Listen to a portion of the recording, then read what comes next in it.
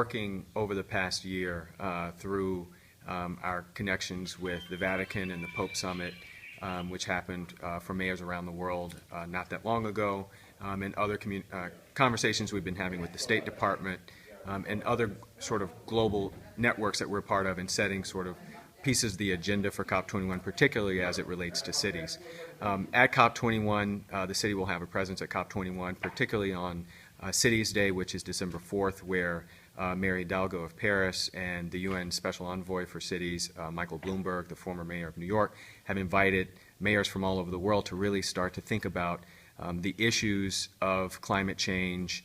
and how it relates to cities and what cities can do to help mitigate some of the impacts as a part of the negotiation of COP21. So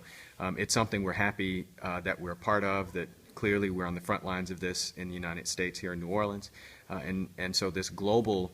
pact, this global conversation has huge impacts for New Orleans, and we're happy to be a part of the table. Okay, and what will y'all be doing in terms of that process in the city of New Orleans itself? Well, the impacts that will be discussed at COP21 and how that's resolved by the nations will have a huge impact on what happens here in the city. If you think about how sea level rise affects the issues at the coast and how the coast affects New Orleans, you know, all those things as we look at what emission standards, what targets for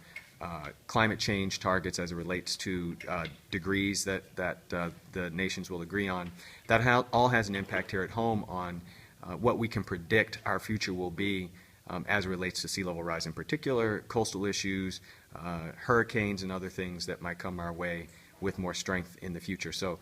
tying together what happens in Paris with all the world leaders and the impacts that it has here on New Orleans is very important in understanding for planning for our future. And are you going to be doing some sort of research into what the effects are here in New Orleans? What can be done? Yeah, I mean, we on August 25th released our resilience strategy for the city, which really discusses a lot of the adaptation pieces that we need to put in place,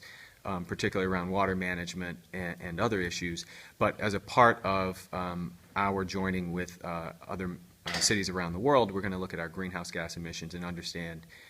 targets on a local level and how we can start to mitigate against our own sort of consumption and our own contributions to climate change.